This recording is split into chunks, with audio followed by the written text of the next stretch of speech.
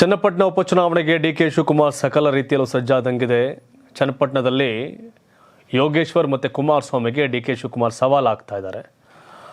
ಮತ್ತೊಂದು ಕಡೆ ಭಾರತದೊಂದಿಗೆ ನಾವು ದ್ವೇಷ ಬಯಸಲ್ಲ ಅನ್ನೋ ಮಾತನ್ನು ಪಾಕಿಸ್ತಾನ ಹೇಳಿ ಅಚ್ಚರಿಯನ್ನು ಮೂಡಿಸಿದೆ. T20 ವಿಶ್ವಕಪ್ ನಮ್ಮ ಸೆಮಿಫೈನಲ್ ಮ್ಯಾಚ್ ಇದೆ, ಅದಕ್ಕೆ ಭಾರತ ಇಂಗ್ಲೆಂಡ್ ಮ್ಯಾಚ್ಗೆ ಮಳೆಯ ಒಂದು ಭೀತಿ ಎದುರಾಗಿದೆ. ಇದೆಲ್ಲ ನ್ಯೂಸ್ಗಳು ಇವತ್ತಿನ ಪ್ರೈಮ್ ಟೈಮಲ್ಲಿ ಇರುತ್ತೆ. ನ್ಯಾಷನಲ್, ಇಂಟರ್ನ್ಯಾಷನಲ್, ಸ್ಟೇಟ್ ಎಲ್ಲ ಸುದ್ದಿಗಳು. ಸೊ ಅದಕ್ಕಿಂತ ಮುಂಚಿತವಾಗಿ ಪ್ರೈಮ್ ಟೈಮ್ನ ಹೆಡ್ಲೈನ್ಸ್.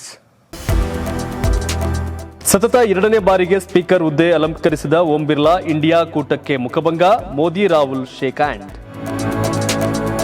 ಚನ್ನಪಟ್ಟಣದಲ್ಲಿ ಡಿಕೆಶಿ ರೌಂಡ್ಸ್. ಜನಸ್ಪಂದನ ಕಾರ್ಯಕ್ರಮದಲ್ಲಿ ಕುಮಾರಸ್ವಾಮಿಗೆ ಬಂಡೆ ಡಿಚ್ಚಿ, ಮೈತ್ರಿ ನಾಯಕರಿಗೆ ಟಾಂಗ್ ಕೊಟ್ಟ ಡಿಸಿಎಂ. ಮುಸ್ಲಿಂ ಮತಗಳಿಂದ ಸಾಗರ್ ಖಂಡ್ರೆಗೆ ಗೆಲುವು, ವಿವಾದಕ್ಕೆ ಕಾರಣವಾಯಿತು ಸಚಿವ ಜಮೀರ್ ಹೇಳಿಕೆ. ಈಶ್ವರ್ ಖಂಡ್ರೆ ವಿರುದ್ಧ ಮುಗಿಬಿದ್ದ ಬಿಜೆಪಿ. ಮಾಜಿ ಸಂಸದ ಪ್ರಜ್ವಲ್ ರೇವಣ್ಣಗೆ ಕಾನೂನು ಹೋರಾಟದಲ್ಲಿ ಹಿನ್ನಡೆ. ಜನಪ್ರತಿನಿಧಿಗಳ ಕೋರ್ಟ್ನಿಂದ ಜಾಮೀನು ಅರ್ಜಿ ವಜಾ. ಅತ್ತ ಸೂರಜ್ ವಿರುದ್ಧ 2ನೇ ಪ್ರಕರಣ ದಾಖಲು.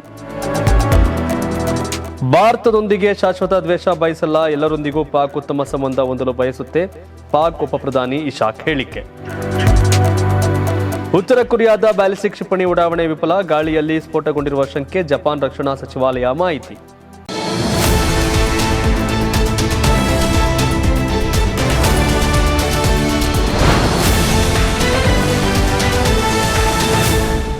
ಸೊ ಭಾಳಷ್ಟು ಇಂಪಾರ್ಟೆಂಟ್ ಸುದ್ದಿಗಳಿದೆ. ಸೊ ನೇರವಾಗಿ ನಾವು ಜಮೀರ್ ಅಹಮದ್ ಖಾನಿಂದ ಇವತ್ತು ಸುದ್ದಿ ಶುರು ಮಾಡಬೇಕು. ಜಮೀರ್ ಅಹಮದ್ ಖಾನ್ ಅವರು ಒಂದಷ್ಟು ಕಾಂಟ್ರವರ್ಸಿ ಅನ್ನೋದು ಉಳಿದವ್ರ ಕತೆ.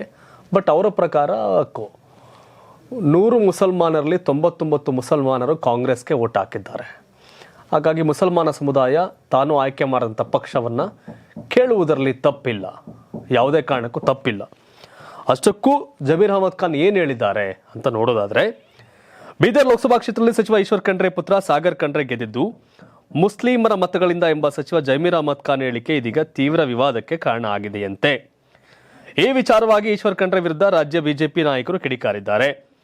ಕೇವಲ ಮುಸಲ್ಮಾನರು ಮಾತ್ರ ನಿಮ್ಮ ಮಗನಿಗೆ ಮತ ನೀಡಿದ್ಯಾ, ಬೇರೆ ಯಾವ ಸಮುದಾಯದವರು ನಿಮಗೆ ಮತ ನೀಡಿಲ್ವಾ ಎಂಬ ಜಮೀರ್ ಅವರ ಹೇಳಿಕೆಯನ್ನ ನೀವು ಬೆಂಬಲಿಸ್ತೀರಾ ಎಂದು ಬಿಜೆಪಿ ಪ್ರಶ್ನಿಸಿದೆ. ನಿಮಗೆ ನಿಜಕ್ಕೂ ಮತ ನೀಡಿದ ಜನತೆಯ ಬಗ್ಗೆ ಕಾಳಜಿ ಇದ್ದರೆ ಮೊದಲು ಸಚಿವ ಜಮೀರ್ ಅವರ ಹೇಳಿಕೆಯನ್ನ ಬಹಿರಂಗವಾಗಿ ಖಂಡಿಸುವ ಧೈರ್ಯವನ್ನ ತೋರಿ ಅಂತ ಸವಾಲು ಹಾಕಿದೆ. ಆ ಕಬರಸ್ಥಾನಕ್ಕೊಂದು ಜಾಗ ಬೇಕಾಗಿತ್ತು, ಅದು ಅರಣ್ಯ ಇಲಾಖೆ ವ್ಯಾಪ್ತಿಗಿತ್ತು. ಅರಣ್ಯ ಇಲಾಖೆ ಸಚಿವ ಅವರೇ, ಅರಣ್ಯ ಸಚಿವ ಈಶ್ವರ್ ಖಂಡ್ರೆ. ಆ ಸಂಬಂಧಪಟ್ಟಂಗೆ ಅದನ್ನ ಕೊಡಲೇಬೇಕು, ನಮಗೆ ಕೊಡದೆ ಇನ್ಯಾರು ಕೊಡ್ತಾರೆ, ನಾವು ಓಟ್ ಹಾಕಿಲ್ವಾ, ಅದನ್ನು ತಲೆ ಬಗ್ಸಿ ಒಂಥರ ಏನೋ ಇದಾಗಿ ಮಾಡಬೇಕು ನಮ್ಮ ಕೆಲಸ ಅನ್ನೋ ದಾಟಿಲಿ ಜಮೀರ್ ಮಾತನಾಡಿದ್ದರು. ಅದು ವಿವಾದಕ್ಕೆ. ಸೊ ಅವರು ಓಟ್ ಹಾಕಿದ್ದಾರೆ. ಈಗ ಒಕ್ಕಲಿಗರು ಹೆಚ್ಚು ಓಟ್ ಹಾಕಿದ್ದಾರೆ, CM ಕೊಡಿ DCM ಕೊಡಿ ಏನಲ್ವೇ.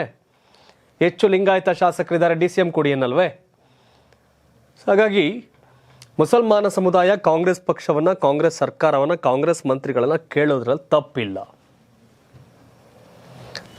ಯಾಕಂದ್ರೆ ಅವ್ರು ಓಟ್ ಹಾಕವ್ರೆ. ಆ ಓಟ್ ಹಾಕಿದೀವಿ ಅನ್ನೋ ಹಕ್ಕಿನಲ್ಲೇ, ಜಬರ್ದಸ್ತಿನಲ್ಲೇ ಜಮೀರ್ ಕೇಳ್ತಾವ್ರೆ, ನಮಗೆ ಮಾಡ್ದೆ ಯಾರಿಗೆ ಮಾಡ್ತಾರೆ. ಬಟ್ ಈಶ್ವರ್ ಖಂಡ್ರೆ ಕಾನೂನಾತ್ಮಕವಾಗಿ ಸಾಧ್ಯ ಇಲ್ಲ ಅಂತ ಹೇಳಿದರು. ಕೊಡಬೇಕು ಅನ್ನೋದು ಜಮೀರ್ ಅವರ ಇದು. ಸೊ ಹಾಗಾಗಿ ಕಾಂಗ್ರೆಸ್ ನಾಯಕರು ತಪ್ಪೇನಿಲ್ಲ ಬಿಡಿ, ಮುಸ್ಲಿಮ್ಸ್ ಓಟ್ ಹಾಕದೆ ಕಾಂಗ್ರೆಸ್ಗೆ ಕೇಳಲಿ ಅಂತಿದೆ. ಬಟ್ BJP ಹಿಂದೂಗಳು ಮಾತ್ರ ನಮಗೆ ಓಟ್ ಹಾಕ್ತಾರೆ ಅನ್ನೋ ಭ್ರಮೇಲಿ BJP ಅವರವರೇ. ಬಟ್ ಮುಸಲ್ಮಾನರು ಕಾಂಗ್ರೆಸ್ಗೆ ಓಟ್ ಹಾಕ್ತಾರೆ, ನಮಗೆ ಕಾಂಗ್ರೆಸ್ಗಿದೆ, ಅವ್ರು ಓಟ್ ಹಾಕಿದ್ರೆ ಸತ್ಯ ಕೂಡ. ಬಟ್ ಜಮೀರ್ ಅಹಮದ್ ಖಾನ್ ಹೇಳಿಕೆಯಲ್ಲಿ ವಿವಾದ ಕಾಣ್ತಿದೆಯಾ? ವಿವಾದ ಕಾಣ್ತಿಲ್ಲ. ನಾವು ನಿಮ್ಗೆ ಓಟ್ ಹಾಕಿದ್ದೀವಿ ಕೆಲಸ ಮಾಡಿ ಅಂತ ಜನ ಕೇಳಲ್ವೇ, ಹಂಗೆ ಅದು ನಮ್ಮ ಸಮುದಾಯ ಓಟ್ ಹಾಕಿದೆ ಕೆಲಸ ಮಾಡಿ ಅಂತ ಕೇಳಿದ್ದಾರೆ. ಅದು ತಪ್ಪು ಅನ್ನುವುದಾದರೆ BJPಯ ಪ್ರಕಾರ ತಪ್ಪು, ಕಾಂಗ್ರೆಸ್ನ ಪ್ರಕಾರ ಸರಿ. ಜನ ಉಳಿದು ತೀರ್ಮಾನ ಮಾಡ್ತಾರೆ. ಕಾಂಗ್ರೆಸ್ ಅವ್ರು ಹಂಗಂದ ತಕ್ಷಣ ಇಲ್ಲ ನಾವು ಒಪ್ಪಲ್ಲ ಅನ್ನೋಕ್ಕಾಗತ್ತೇನ? ಕಾಂಗ್ರೆಸ್ ಅವ್ರು ಓಟ್ ಕಳ್ಕೊಳ್ಳೋಕೆ ಇಷ್ಟ ಇಲ್ಲ, ಅದು ಅವರ ವೋಟ್ ಬ್ಯಾಂಕ್ ಅಷ್ಟೇ. ಇನ್ನು ಲೋಕಸಭೆ ನೂತನ ಸ್ಪೀಕರ್ ಆಗಿ ಓಂ ಬಿರ್ಲಾ ಸ್ಪೀಕರ್ ಆಗಿ ನೇಮಕ ಆಗಿದ್ದಾರೆ. ಚುನಾವಣೆಯಲ್ಲಿ BJP ಅಂದರೆ NDA ಮೈತ್ರಿಕೂಟಕ್ಕೆ ಗೆಲುವಾಗಿದೆ. ನಡೆದ ಈ ಒಂದು ಚುನಾವಣೆಯಲ್ಲಿ ನಿರೀಕ್ಷೆಯಂತೆ NDA ಅಭ್ಯರ್ಥಿ ಓಂ ಬಿರ್ಲಾ ಅವರು ಧ್ವನಿಮತದ ಮೂಲಕ ಗೆಲುವು ಸಾಧಿಸಿದ್ದಾರೆ. ಈ ಮೂಲಕ ಅವರು ಸತತ 2ನೇ ಅವಧಿಗೆ ಸ್ಪೀಕರ್ ಹುದ್ದೆಗೆ ಆಯ್ಕೆಯಾಗಿದ್ದಾರೆ. ಸಂಖ್ಯಾಬಲದ ಕೊರತೆ ಇದ್ದರೂ NDA ಮೈತ್ರಿಕೂಟವು ಕಾಂಗ್ರೆಸ್ನ 8 ಬಾರಿಯ ಸಂಸದ K ಸುರೇಶ್ ಅವರನ್ನ ಸ್ಪೀಕರ್ ಹುದ್ದೆಗೆ ಕಣಕ್ಕಿಳಿಸಿತ್ತು. NDA ಅಭ್ಯರ್ಥಿಯಾಗಿದ್ದ ಓಂ ಬಿರ್ಲಾ ಅವರಿಗೆ 297 ಸಂಸದರ ಬೆಂಬಲ ದೊರಕಿತು. ನೂತನ ಸ್ಪೀಕರ್ಗೆ ಮೋದಿ ಹಾಗೂ ರಾಹುಲ್ ಗಾಂಧಿ ಅಭಿನಂದನೆ ಸಲ್ಲಿಸಿದರು. ಎಲ್ಲೊಂದು ಅಪರೂಪದ ದೃಶ್ಯ. ಕಳೆದ 2 ಅವಧಿಯಲ್ಲಿ ಕಾಂಗ್ರೆಸ್ ವಿಪಕ್ಷ ನಾಯಕ ಸ್ಥಾನವನ್ನು, ಪ್ರತಿಪಕ್ಷ ನಾಯಕ ಸ್ಥಾನವನ್ನು ಪಡೀಲಿಕ್ಕೆ ವಿಫಲವಾಗಿತ್ತು. ಆದರೆ ರಾಹುಲ್ ಗಾಂಧಿನ ಪಪ್ಪು ಕಾಮಿಡಿ ಪೀಸು ಅಂತ ಟೀಕೆ ಮಾಡಿ ಮಾಡಿ BJP 10 ವರ್ಷ ಅದೇ ಆಟ ಆಡಿದ್ರು. ಬಟ್ ಈ ಬಾರಿ ಸೆಂಚುರಿ ವರ್ಷ ಕಾಲ 99 ಇಂಡಿಪೆಂಡೆಂಟ್ ಸೇರ್ಕೊಂಡು 100 ಜನ ಆಗಿದ್ದಾರೆ. ಸೊ ಪ್ರತಿಪಕ್ಷ ನಾಯಕ ಸ್ಥಾನ ಕಾಂಗ್ರೆಸ್ ದಕ್ಕಿದೆ, ರಾಹುಲ್ಗೆ ಶಕ್ತಿ ಬಂದಿದೆ. ಅದೆಲ್ಲಕ್ಕಿಂತ ಹೆಚ್ಚಾಗಿ ನರೇಂದ್ರ ಮೋದಿ ಆ ಸ್ಪೀಕರ್ ಆಯ್ಕೆ ಆದಮೇಲೆ ಕೂರಿಸ್ಬೇಕಿತ್ತಲ್ಲ ಸ್ಪೀಕರ್ ಚೇರ್ಗೆ, ಆ ಟೈಮಲ್ಲಿ ಇಬ್ಬರು ಕೂಡ ಪರಸ್ಪರ ಶೇಕ್ ಹ್ಯಾಂಡ್ ಮಾಡೋದ್ರ ಮೂಲಕ ಶೇಕ್ ಹ್ಯಾಂಡ್ ಮಾಡಿದ್ರು. ಬಟ್ ಇದು ನರೇಂದ್ರ ಮೋದಿ ರಾಹುಲ್ ಗಾಂಧಿಯನ್ನು ಪ್ರತಿಸ್ಪರ್ಧಿ ಅಂತ ಒಪ್ಪಿದಂತಾಯಿತು ಅನ್ನೋದು ಕಾಂಗ್ರೆಸ್ಸಿಗರಿಗೆ ಖುಷಿ. ಬಟ್ ಇದು ಯಾರೇ ಆಗಲಿ, ಮೊದಲಿನ ರಾಹುಲ್ ಗಾಂಧಿ ಅಲ್ಲ ಇದು, ಹಳೆಯ ರಾಹುಲ್ ಗಾಂಧಿ ಅಲ್ಲ ಇದು. ರಾಹುಲ್ ಗಾಂಧಿಗೆ ಒಂದಷ್ಟು ಪ್ರಬುದ್ಧತೆ ಬಂದಿದೆ, ರಾಹುಲ್ ಗಾಂಧಿಗೆ ಒಂದಷ್ಟು ಲೀಡರ್ಶಿಪ್ ಕ್ವಾಲಿಟೀಸ್ ಬಂದಿದೆ. ಹಾಗಾಗಿ ರಾಹುಲ್ ಗಾಂಧಿ ಇವತ್ತು ಅದಕ್ಕೆ ಶೇಕ್ ಹ್ಯಾಂಡ್ ಕೊಟ್ಟರು ಮೋದಿ ಅಂದರೆ ಮೋದಿಯು ಅನಿವಾರ್ಯ, ಅದು ಇನ್ನೇನೂ ಇಲ್ಲ. ನರೇಂದ್ರ ಮೋದಿ ಅವರ ಆವರ್ತನೆಗಳು, ದುರಹಂಕಾರ, ಅದು ಇದು ಟೀಕೆ ಮಾಡ್ತಿರೋದು ಕಡಿಮೆ ಆಗಿದೆ ಅಂತ RSS ಅವರು ಹೇಳ್ತಾರೆ. ಸೊ ಹಾಗಾಗಿ ಇವತ್ತಿನ ಶೇಕ್ ಹ್ಯಾಂಡ್ ಒಳ್ಳೆಯ ಬೆಳವಣಿಗೆ. ಪ್ರಬಲ ವಿರೋಧ ಪಕ್ಷ ಇರಬೇಕು, ಅದಿದ್ದಾಗಲೇ ಏನಾರು ಮಾಡ್ಲಿಕ್ಕೆ ಸಾಧ್ಯ. ಬಟ್ ರಾಹುಲ್ ಗಾಂಧಿ ಅದನ್ನು ಲೀಡ್ ಮಾಡ್ತಾರಾ, ಇಲ್ಲ ಮತ್ತಷ್ಟು ಫನ್ ಎಲಿಮೆಂಟ್ಸ್ಗಳು ಆ್ಯಡ್ ಮಾಡಿ ಟಟಾ ಬಬಾಯ್ ಅಂತಾರಂತ ನೋಡಬೇಕು, ಗೊತ್ತಿಲ್ಲ. ಇದು ನ್ಯಾಷನಲ್ ನ್ಯೂಸ್ ಆಯಿತು. ಇನ್ನು ಸ್ಟೇಟ್ ಎಲ್ಲರೂ ಲೋಕಸಭೆ ಮುಗಿದ ನಂತರ ಆರಾಮಾಗಿದ್ದರೆ DK ಶಿವಕುಮಾರ್ ನೆಮ್ಮದಿ ಇಲ್ಲ. ತಮ್ಮ ಸೋತಿದ್ದಾರೆ DK ಸುರೇಶ್ ಗ್ರಾಮಾಂತರದಲ್ಲಿ. ಚನ್ನಪಟ್ಟಣ ಬೈ ಎಲೆಕ್ಷನ್ ಕುಮಾರಸ್ವಾಮಿ ರಾಜೀನಾಮೆಯಿಂದ ತೆರವಾಗಿದೆ. ನನ್ನ ಅಖಾಡಕ್ಕೆ ಬಂದು ನನ್ನೂರಿಗೆ ಬಂದು ನನ್ನನ್ನೇ ಸೋಲ್ಸಿದ್ರಲ್ಲಮ್ಮ ನನ್ನ ತಮ್ಮನ್ನ ಅನ್ನೋ ಸಿಟ್ಟು ಇದೆ DK Shivakumar and DK brothers Suresh ಅವ್ರಿಗೆ. ಸೊ ಈಗ ಚನ್ನಪಟ್ಟಣ ಕುಮಾರಸ್ವಾಮಿ ರಾಜೀನಾಮೆಯಿಂದ ತೆರವಾಗಿರೋ ಕ್ಷೇತ್ರ. ಡಾಕ್ಟರ್ ಮಂಜುನಾಥ್ ಅಭ್ಯರ್ಥಿ ಆಗಲಿಕ್ಕೆ ಪ್ರಮುಖ ಕಾರಣ CP ಯೋಗೇಶ್ವರ್ ಒಬ್ಬರು. ಸೊ ಈಗ CP ಯೋಗೇಶ್ವರ್ ಕುಮಾರಸ್ವಾಮಿ ಅವರ ಭದ್ರಕೋಟೆ ಅನ್ಸ್ಕೊಂಡಂಥ ಚನ್ನಪಟ್ಟಣಕ್ಕೆ ಈಗ DK ಲಗ್ಗೆ ಇಟ್ಟಿದ್ದಾರೆ. ಅಲ್ಲಿ ಜನಸ್ಪಂದನ ಕಾರ್ಯಕ್ರಮವನ್ನು ನಡೆಸಿದ್ದಾರೆ. ಆ ತಾಲೂಕಿನ 2 ಊರಲ್ಲಿ, ಬೇವೂರಲ್ಲಿ ಮತ್ತು ತಿಟ್ಮಾರ್ನಹಳ್ಳಿಯಲ್ಲಿ. ಅಲ್ಲಿ ಕುಮಾರಸ್ವಾಮಿ CP ಯೋಗೇಶ್ವರ್ಗೆ ಟಾಂಗ್ ಕೊಟ್ಟಿದ್ದಾರೆ DK ಶಿವಕುಮಾರ್ ಅವರು. 100ರಿಂದ 150 ಕೋಟಿ ಅನುದಾನ ತರಿಸಿ ಕ್ಷೇತ್ರದ ಕೆಲಸ ಮಾಡ್ತೇನೆ, ನೀರಾವರಿ ಬಗ್ಗೆನೂ ಏನೇನೋ ಕೆಲಸ ಮಾಡಬೇಕು ಮಾಡ್ತೇನೆ. 540 ಕೋಟಿ ರು DK ಸುರೇಶ್ ರವರ ಯೋಜನೆ ಆಗಿದೆ. ನಮ್ಮ ಇಲಾಖೆಯಿಂದಲೇ ಆ ಹಣ ಬಿಡುಗಡೆ ಮಾಡಿದ್ದೇನೆ. ನೀವು ಬರೀ ಆಶ್ವಾಸನೆಯಿಂದ ಇದ್ದರೆ, ಈಗ ಬರೀ ಆಶ್ವಾಸನೆ ಮಾತ್ರ ಅಲ್ಲ, ನಿಮ್ಮ ಕಷ್ಟವನ್ನು ಕೇಳಲು ಬರ್ತೀನಿ ಅಂತ ಹೇಳಿದ್ರು. ಈ ಮೂಲಕ ನಾನು ಅಥವಾ ಸುರೇಶ್ ಚುನಾವಣೆಗೆ ಸ್ಪರ್ಧಿಸಬಹುದು ಎಂಬ ಸಂದೇಶವನ್ನು DK ಶಿವಕುಮಾರ್ ಕೊಟ್ಟಿದ್ದಾರೆ. ಒಟ್ಟಾರೆ Channapatna by election DK Shivakumar ಸ್ಪರ್ಧೆ ಮಾಡ್ತಾರಾ, DK ಸುರೇಶ್ ನಿಲ್ತಾರಾ ಅಂತಿದೆ. ನನ್ನ ತಮ್ಮ ಸೋತವನೇ ನಿಲ್ಲಲ್ಲ, ಸೋಲ್ಸ್ಬಿಟ್ಟಿದ್ದಾರೆ ನಿಲ್ಲಲ್ಲ ಅಂತ DK ಶಿವಕುಮಾರ್ ಹೇಳ್ತಾರೆ. ಜನ ಬಯಸಿದ್ರೆ ನಾನೇ ಬರ್ತೀನಿ ಅಂತ ಹೇಳ್ತಾರೆ. ಬಟ್ ಮೈತ್ರಿ ಪಾರ್ಟಿಯಿಂದ ಕುಮಾರಸ್ವಾಮಿ ರಾಜೀನಾಮೆ ಕೊಟ್ಟವ್ರೆ. ಒಂದು ನಿಖಿಲ್ ಕುಮಾರಸ್ವಾಮಿ ನಿಲ್ಲಬೇಕು, ಇಲ್ಲ ಯೋಗೇಶ್ವರ್ ನಿಲ್ಲಬೇಕು, ಇಲ್ಲ ಜಯಮುತ್ತು ನಿಲ್ಲಬೇಕು. ಯೋಗೇಶ್ವರ್ ಸಾಕಪ್ಪ ನನಗಿನ್ನೂ 2 ವರ್ಷ MLC ಐತಿ ಅನ್ನೋ ದಾಟಿಲ್ಲ ಅವರವರೇ. ಬಟ್ DK ಶಿವಕುಮಾರ್ ಚನ್ನಪಟ್ಟಣಕ್ಕೆ ಕಾಲಿಡೋಕೆ ಮುಂಚೆ ನಿಖಿಲ್ ನಿಖಿಲ್ ನಿಖಿಲ್ ಅನ್ನೋರು ಕುಮಾರಣ್ಣ. DK ಶಿವಕುಮಾರ್ ಬಂದಮೇಲೆ ನಿಖಿಲ್ ಚುನಾವಣೆ ನಿಲ್ಲಲ್ಲ ಅಂತ ಹೇಳ್ತಿದ್ದಾರೆ. ಅಂದರೆ DK ಶಿವಕುಮಾರ್ ಸುರೇಶ್ ಎದುರು ನಿಖಿಲ್ ಗೆಲ್ಲಕ್ಕಾಗಲ್ಲ ಅನ್ನೋ ಭಾವನೆಗೆ ಕುಮಾರಸ್ವಾಮಿ ಬಂದಂಗೆ ಕಾಣ್ತಿದೆ. ಹಾಗಾಗಿ ನಿಖಿಲ್ ಅವ್ರನ್ನ ಸೈಡ್ಗಿಟ್ಟಿದ್ದಾರೆ. ಅಖಾಡದಲ್ಲಿ ಸೋತ್ರೆ ಗೆದ್ರೆ ಅದು ಯೋಗೇಶ್ವರ್ ಗೆಲ್ಲಿ, ಇಲ್ಲ ಜಯಮುತ್ತು ಗೆಲ್ಲಿ. ಸೋತ್ರೆ ಯೋಗೇಶ್ವರ್ ಸೋಲಿ, ಇಲ್ಲ ಜಯಮುತ್ತು ಸೋಲಿ ಅನ್ನೋ ದಾಟಿ ಬಂದಂಗಿದೆ. ಬಟ್ ಜಯಮುತ್ತು ಅವ್ರನ್ನ ಕಾಂಗ್ರೆಸ್ ಅವರು ಕೂಡ ಕ್ಯಾಚ್ ಹಾಕಕ್ಕೆ ಟ್ರೈ ಮಾಡ್ತಾವ್ರೆ. ಕಾರಣ ಇಷ್ಟೇ, ಭಾರಿ ಅಂತರ ಏನಿಲ್ಲ. ಡಾಕ್ಟರ್ ಪಡೆದಿರೋದು JDS BJP ಮೈತ್ರಿ ಆಗಿದ್ರು ಕೂಡ MLA ಎಲೆಕ್ಷನ್ 15,000 ಕಾಂಗ್ರೆಸ್ ಓಟ್ ಬಂದಿತ್ತು. MP ಎಲೆಕ್ಷನ್ ಬಂದಾಗ 80,000 ದಾಟ್ತು DK ಸುರೇಶ್ ಅವ್ರಿಗೆ. BJP ಅಭ್ಯರ್ಥಿ ಡಾಕ್ಟರ್ ಮಂಜುನಾಥ್ 1,06,000, ಅಂತರ 21-22,000, 11,500 ಮತ ಕಿತ್ತರು ಸಾಕು ಈ ಕಡೆಗೆ ಕಾಂಗ್ರೆಸ್ ಅವರು. 96,000 ಬಂದರೆ 97,000 ಬಂದರೂ ಏನು ಬೇಕಾದ್ರೂ ಆಗುತ್ತೆ ಫಲಿತಾಂಶ. ಸೊ ಕಾಂಗ್ರೆಸ್ ಏನು ಲೋಕಸಭೆಯಲ್ಲಿ ಬಂತು, ಅದಕ್ಕಿಂತ ಇನ್ನು ಹೆಚ್ಚುವರಿಯಾಗಿ 12-13,000 ಮತ ಬಂದರೂ ಸಾಕು. ಸೊ ಹಾಗಾಗಿ ಚನ್ನಪಟ್ಟಣದ ಮೇಲೆ DK ಶಿವಕುಮಾರ್ ಕಾನ್ಸಂಟ್ರೇಟ್ ಮಾಡ್ತಿದ್ದಾರೆ ಹೆಚ್ಚಾಗಿ. ಬಟ್ ಮೈತ್ರಿ ಅಭ್ಯರ್ಥಿ ಯೋಗೇಶ್ವರ, ಜಯಮುತ್ತು ಅವರ ಅನ್ನೋದ್ರ ಮೇಲೆ ನಿರ್ಧಾರ ಆಗುತ್ತೆ, ನೋಡ್ಬೇಕೇನಾಗುತ್ತೆ ಅಂತ. ಬಟ್ ಕಾಂಗ್ರೆಸ್ಸಿಂದ DK ಶಿವಕುಮಾರ್ ಆಗಲಿ ಸುರೇಶ್ ಆಗಲಿ ಅವರಿಬ್ಬರ ಆದರೆ ಪ್ರಬಲ ಪೈಪೋಟಿ ಆಗುತ್ತೆ. ಅಥವಾ ರಘುನಂದನ್ ರಾಮಣ್ಣ ಅವ್ರು ಕೊಡ್ತಾರಲ್ಲ, ಜಯಮುತ್ತು ಅವ್ರನ್ನ ಕಾಂಗ್ರೆಸ್ಸಿಂದ ಕರೆದು ಕೊಡ್ತಾರಾ ನೋಡಬೇಕು. ನಾನು ದೊಡ್ಡ ವ್ಯಕ್ತಿಗಳು ಭೇಟಿಯಾದಾಗ ಹೇಳೋರು ಇಲ್ಲ ಇನ್ನೂ ಅಚ್ಚರಿ ಅಭ್ಯರ್ಥಿ ಅಂತ, ಗೊತ್ತಿಲ್ಲ ನನಗೆ ಯಾರು ಅಂತ, ಕಾಯ್ದು ನೋಡಬೇಕು.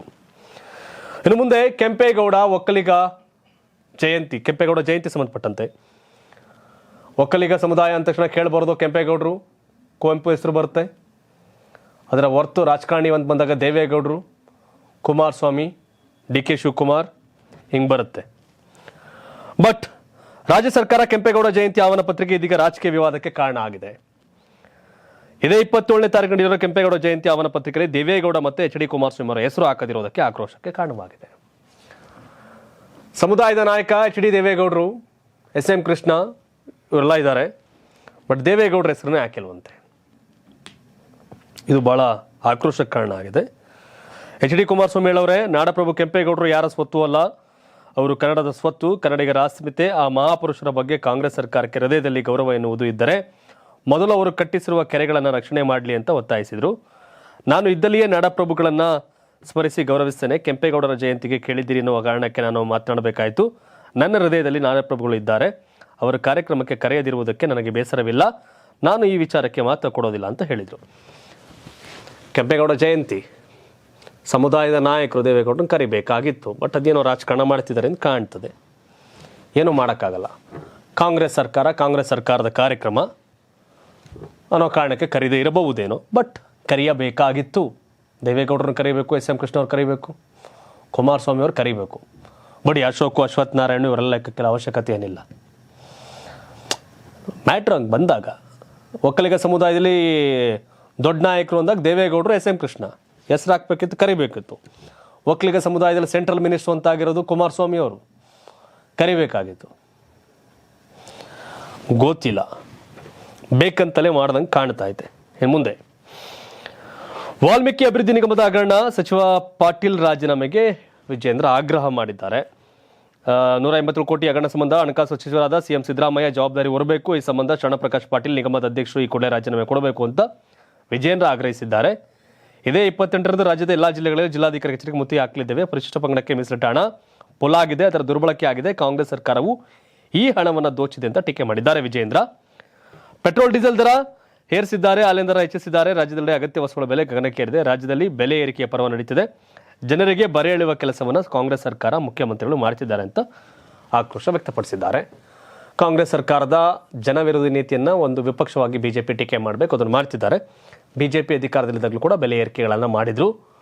ಅವರಿದ್ದಾಗ ಇವರು, ಇವರಿದ್ದಾಗ ಅವರು, ಆ ಗಲಾಟೆಗಳು ನಡೀತಾ ಇರುತ್ತೆ. ಬಟ್ ಇಬ್ಬರು ಕೂಡ ಜನಗಳಿಗೆ ಸಮಸ್ಯೆ ಮಾಡ್ತಿದ್ದಾರೆ ಅನ್ನೋದು ಮಾತ್ರ ಸತ್ಯ. ನೋಡ್ಬೇಕು ಮುಂದೇನು ಅಂತ. ಇನ್ನು ಪ್ರಜ್ವಲ್ ರೇವಣ್ಣಗೆ ಮತ್ತೊಂದು ಶಾಕು. ಮಾಜಿ ಸಂಸದನ ವಿರುದ್ಧ ಜಾಮೀನು ಅರ್ಜಿ ವಜಾ. ಮಾಜಿ ಸಂಸದ ಪ್ರಜ್ವಲ್ ರೇವಣ್ಣಗೆ ಕಾನೂನು ಹೋರಾಟದಲ್ಲಿ ನಡೆಯಾಗಿದೆ. ಹೊಳೆನರಸೀಪುರ ಪೊಲೀಸ್ ಠಾಣೆಯಲ್ಲಿ ದಾಖಲಾಗಿರುವ ಅತ್ಯಾಚಾರ ಪ್ರಕರಣದಲ್ಲಿ ಬಂಧಿತನಾಗಿರುವ ಪ್ರಜ್ವಲ್ ಜಾಮೀನಿಗಾಗಿ ಅರ್ಜಿ ಸಲ್ಲಿಸಿದ್ರು. ಆದರೆ ಬೆಂಗಳೂರಿನ ಜನಪ್ರತಿನಿಧಿಗಳ ವಿಶೇಷ ಕೋರ್ಟ್ ಜಾಮೀನು ಅರ್ಜಿಯನ್ನು ವಜಾ ಮಾಡಿ ಆದೇಶ ಹೊರಡಿಸಿದೆ. ಪ್ರಜ್ವಲ್ ವಿರುದ್ಧ ಒಟ್ಟು 4 ಪ್ರಕರಣಗಳು ದಾಖಲಾಗಿವೆ. ಇನ್ನು ಎಂಎಲ್ಸಿ ಸೂರಜ್ ರೇವಣ್ಣಗೆ ಅವರ ಆಪ್ತನೇ ಶಾಕ್ ಕೊಟ್ಟಿದ್ದಾನೆ. ಮೊನ್ನೆವರೆಗೂ ಆಪ್ತನಾಗಿ ಸೂರಜ್ ಪರವಾಗಿ ಸಂತ್ರಸ್ತನ ವಿರುದ್ಧ ದೂರು ನೀಡಿದ್ದವನೇ ಇದೀಗ ತಾನೇ ಸ್ವತಂತ್ರ ಸಂತ್ರಸ್ತನಾಗಿ ಬದಲಾಗಿದ್ದಾನೆ. ಸೂರಜ್ ವಿರುದ್ಧ ಉಲ್ಟಾ ಹೊಡೆದು ತನ್ನ ಮೇಲೂ ಅಸಹಜ ಲೈಂಗಿಕ ದೌರ್ಜನ್ಯ ನಡೆಸಲಾಗಿತ್ತು ಅಂತ ದೂರು ನೀಡಿದ್ದಾನೆ. ಈ ಮೂಲಕ ಸೂರಜ್ ವಿರುದ್ಧ 2ನೇ ಪ್ರಕರಣ ದಾಖಲಾಗಿದೆ. ಒಂದು ಕಡೆ ಇವರಿಬ್ಬರ ಬಗ್ಗೆ ಸೋಷಿಯಲ್ ಮೀಡಿಯಾ ಟ್ರೋಲ್ ಆಗ್ತಿದೆ. ತಮ್ಮ ಯುವತಿಯರು ಮಹಿಳೆಯರ ಜೊತೆ, ಅಣ್ಣ ಹುಡುಗರ ಜೊತೆ ಅಂತ ಅಸಹಜ ಲೈಂಗಿಕ ಕ್ರಿಯೆಯಲ್ಲಿ ತೊಡಗಿದ್ದಾರೆ ಅನ್ನೋ ಟ್ರೋಲ್. ದುರಂತ. ರೇವಣ್ಣ ಫ್ಯಾಮಿಲಿ ಈ ವಿಚಾರಕ್ಕೆ ರಾಜ್ಯಾದ್ಯಂತ ಸುದ್ದಿ ಆಗ್ತಿರೋದು ದುರಂತ. ಅವ್ರು ಮಾಡಿದ್ದವ್ರು ಅನುಭವಿಸ್ತಾರೆ. ಭಾರತದೊಂದಿಗೆ ದ್ವೇಷ ಬಯಸೋದಿಲ್ಲ, ಪಾಕ್ ಉಪ ಪ್ರಧಾನಿ ಶಾಕ್ ಹೇಳಿಕೆ. ತುಂಬ ಚೆನ್ನಾಗಿದೆ, ಒಳ್ಳೆ ಬೆಳವಣಿಗೆ ಇದು. ಯಾರಿಗೆ ಬೇಕು ಕಿತ್ತಾಡೋದು? ಚೆನ್ನಾಗಿರ್ಬೇಕೆಲ್ಲರೂ. ಭಾರತದೊಂದಿಗೆ ಯಾವಾಗಲೂ ಪಾಕ್ ಉತ್ತಮ ಸಂಬಂಧವನ್ನು ಹೊಂದಲು ಬಯಸುತ್ತದೆ ಎಂದು ಪಾಕಿಸ್ತಾನದ ಉಪ ಪ್ರಧಾನಿ ಮತ್ತು ವಿದೇಶಾಂಗ ವ್ಯವಹಾರಗಳ ಸಚಿವ ಇಶಾಕ್ ದಾರ್ ಹೇಳಿದ್ದಾರೆ. ಪಾಕಿಸ್ತಾನವು ನಿರಂತರವಾಗಿ ದ್ವೇಷ ಸಾಧನೆ ಮಾಡೋದರಲ್ಲಿ ನಂಬಿಕೆ ಇಟ್ಟಿಲ್ಲ. ಪರಸ್ಪರ ಗೌರವ, ಸಾರ್ವಭೌಮ, ಸಮಾನತೆ ಮತ್ತು ದೀರ್ಘಕಾಲದ ಜಮ್ಮು ಮತ್ತು ಕಾಶ್ಮೀರ ವಿವಾದ ನ್ಯಾಯಯುತ ಮತ್ತು ಶಾಂತಿಯುತ ಪರಿಹಾರದ ಆಧಾರದ ಮೇಲೆ ನಾವು ಭಾರತದೊಂದಿಗೆ ಉತ್ತಮ ನೆರೆಹೊರೆ ಸಂಬಂಧವನ್ನು ಬಯಸುತ್ತೇವೆ ಅಂತ ಹೇಳಿದ್ದಾರೆ. ಇಲ್ಲ, ಒಪ್ಪಕ್ಕಾಗಲ್ಲ ಇದನ್ನು. ಮೊದಲೆಲ್ಲ ಚೆನ್ನಾಗೈತೆ ಲೈನು, ಉತ್ತಮ ಸಂಬಂಧವನ್ನು ಹೊಂದ್ತೇವೆ, ಕಿತ್ತಾಡಕ್ಕೆ ಇಷ್ಟ ಇಲ್ಲ ಅಂತ. ಆದರೆ ಜಮ್ಮು ಕಾಶ್ಮೀರ ವಿವಾದ, ಈ ವಿವಾದ ಯಾರ್ದು? ಜಮ್ಮು ಕಾಶ್ಮೀರ ನಮ್ಮದು. ಇಲ್ಲೇ ಅಡವಟ್ಟಿರೋದು. ಜಮ್ಮು ಕಾಶ್ಮೀರ ತಂಟೆಗೆ ಬಂದ್ರೆ ಕಿರಿಕಾಗೋದು. ಜಮ್ಮು ಕಾಶ್ಮೀರ ವಿವಾದ ಎಲ್ಲಿದೆ? ಅವ್ರು ನಮ್ಮನ್ನು ಪಾಕ್ ಆಕ್ರಮಿತ ಕಾಶ್ಮೀರ, ನಮ್ಮ ಕಾಶ್ಮೀರದಲ್ಲಿ ಅವರು ಇದು ಮಾಡ್ಕೊಂಡವ್ರು, ಜನ ಅಲ್ಲಿ ಪ್ರೊಟೆಸ್ಟ್ ಮಾಡ್ತಾವ್ರೆ. ಸೊ ಹಾಗಾಗಿ ಇವ್ರು ಏನೇ ದ್ವೇಷ ಬಯಸಲ್ಲ ಅಂತಂದ್ರು ಮತ್ತೆ ಜಮ್ಮು ಕಾಶ್ಮೀರ ಅಂತ ಹೇಳಿ ವಿವಾದ ನಮ್ಮ ಜಾಗ ನಮ್ದನ್ನು ಕಿತ್ಕೊಂಡು ಮತ್ತೀಗ ಅದರಲ್ಲೇ ಮತ್ತೆ ಅದ್ರ ಬಗ್ಗೆ ವಿವಾದ ನ್ಯಾಯಯುತವಾಗಿ ಶಾಂತಿಯುತ ಪರಿಹಾರ ಅಂತಿದ್ದಾರೆ. ಇವೆಲ್ಲ ಕಥೆಗಳು ಸಾಧ್ಯ ಇಲ್ಲ. ಇನ್ನು ಉತ್ತರ ಕೊರಿಯಾ ಕ್ಷಿಪಣಿ ಉಡಾವಣೆ ವಿಫಲ, ಗಾಳಿಯಲ್ಲೇ ಸ್ಫೋಟಗೊಂಡ ಕ್ಷಿಪಣಿ. ಉತ್ತರ ಕೊರಿಯಾವು ಬ್ಯಾಲಿಸ್ಟಿಕ್ ಕ್ಷಿಪಣಿ ಉಡಾವಣೆ ಮಾಡಿದ್ದು ಅದು ಬಹುತೇಕ ವಿಫಲವಾಗಿದೆ ಎಂದು ದಕ್ಷಿಣ ಕೊರಿಯಾದ ಮಿಲಿಟರಿ ತಿಳಿಸಿದೆ. ಬುಧವಾರ ಬೆಳಗ್ಗೆ 5:30 ಸುಮಾರಿಗೆ ಉತ್ತರ ಕೊರಿಯಾ ಬ್ಯಾಲಿಸ್ಟಿಕ್ ಕ್ಷಿಪಣಿಯನ್ನು ಉತ್ತರ ಪೂರ್ವದ ಕರಾವಳಿ ಸಮುದ್ರದ ಕಡೆಗೆ ಉಡಾಯಿಸಲಾಗಿದೆ. ಆದರೆ ಈ ಉಡಾವಣೆ ಬಹುತೇಕ ವಿಫಲವಾಗಿದೆ ಎಂದು ಶಂಕಿಸಲಾಗ್ತಿದೆ. ಕ್ಷಿಪಣಿ ನೆಲದ ಮೇಲೆ ಅಪ್ಪಳಿಸಿರಬಹುದು ಅಥವಾ ಗಾಳಿಯಲ್ಲಿ ಸ್ಫೋಟಗೊಂಡಿರಬಹುದು ಅಂತ ವರದಿಯಾಗಿದೆ. ಈ ಉತ್ತರ ಕೊರಿಯಾದ ಉಚ್ಚಾಟ ಒಂದಲ್ಲ ಎರಡಲ್ಲ. ಈ ಕಿಮ್ ಜಾಂಗ್ ಉನ್ ಇದಾನಲ್ಲ, ಆಡದೇ ಇರೋ ಆಟಗಳಿಲ್ಲ. ಬಟ್ ಪುಣ್ಯ ಯಾವುದರ ಜನವಸತಿ ಪ್ರದೇಶದಲ್ಲಿ ಬಿದ್ದು ಸಮಸ್ಯೆಗಳಾಗಲಿಲ್ಲ, ಅದೇ ಪುಣ್ಯ. T20 world cup Bharat England ಪಂದ್ಯಕ್ಕೆ ಮಳೆ ಬೀತಿ, ಪಂದ್ಯ ರದ್ದಾದರೆ ಟೀಮ್ ಇಂಡಿಯಾ ಫೈನಲ್ಗೆ. ವಾಹ್, ಏನು ನಮ್ಮೂರಿಗೆ ಗೆಲ್ಲೋದಕ್ಕಿಂತ ಮಳೆ ಬಂದು ರದ್ದಾಗಿ ಫೈನಲ್ಗೆ ಹೋಗೋಣ ಅಂತ ಕಾಯ್ಕೊಂಡು ಕೂತಂಗೆ ಕಾಣ್ತಿದೆ, ಗೊತ್ತಿಲ್ಲ. T20 ವಿಶ್ವಕಪ್ನ 2ನೇ ಸೆಮಿಫೈನಲ್ ಪಂದ್ಯ ಗುರುವಾರ ನಡೆಯಲಿದ್ದು ಟೀಮ್ ಇಂಡಿಯಾ ಹಾಗೂ ಇಂಗ್ಲೆಂಡ್ ಮುಖಾಮುಖಿಯಾಗಲಿದೆ. ಗಯಾನಾದಲ್ಲಿ ನಡೆಯಲಿರುವ ಪಂದ್ಯಕ್ಕೆ ಮಳೆ ಭೀತಿ ಕಾಡ್ತಿದೆ. 88% ಮಳೆಯಾಗುವ ಸಂಭವ ಇದೆ. ಒಂದು ವೇಳೆ ಮಳೆಯಿಂದ ಪಂದ್ಯ ರದ್ದಾದರೆ ಮೀಸಲು ದಿನ ಇರೋದಿಲ್ಲ. ಹೀಗಾಗಿ ಪಾಯಿಂಟ್ಸ್ ಪಟ್ಟಿಯಲ್ಲಿ ಮೊದಲ ಸ್ಥಾನದಲ್ಲಿರುವ ಭಾರತ ಫೈನಲ್ ಪ್ರವೇಶ ಮಾಡಲಿದೆ. ಎಸ್ ವೀಕ್ಷಕರೇ, ಇದಿಷ್ಟು ಇಂದಿನ ಪ್ರೈಮ್ ಟೈಮ್ ನ್ಯೂಸ್ ಆಗಿತ್ತು. ರಾಜ್ಯ, ದೇಶ, ವಿದೇಶ, ಉತ್ತರ ಕೊರಿಯಾವರೆಗೂ ಕೂಡ ಸುದ್ದಿಗಳನ್ನ ನಿಮ್ಗೆ ಕೊಟ್ಟಿದ್ದೀವಿ. ಮತ್ತಷ್ಟು ಮಗದಷ್ಟು ಅಪ್ಡೇಟ್ಗಳಿಗಾಗಿ karnataka.tv.net ವೆಬ್ಸೈಟಲ್ಲಿ ಲಾಗಿನ್ ಆಗಿ ನೋಡಿ. ಒಳ್ಳೆಯದಾಗಲಿ. ಧನ್ಯವಾದ. ಇದು ಕರ್ನಾಟಕ ಟಿವಿ, ಕನ್ನಡಿಗರ ಧ್ವನಿ.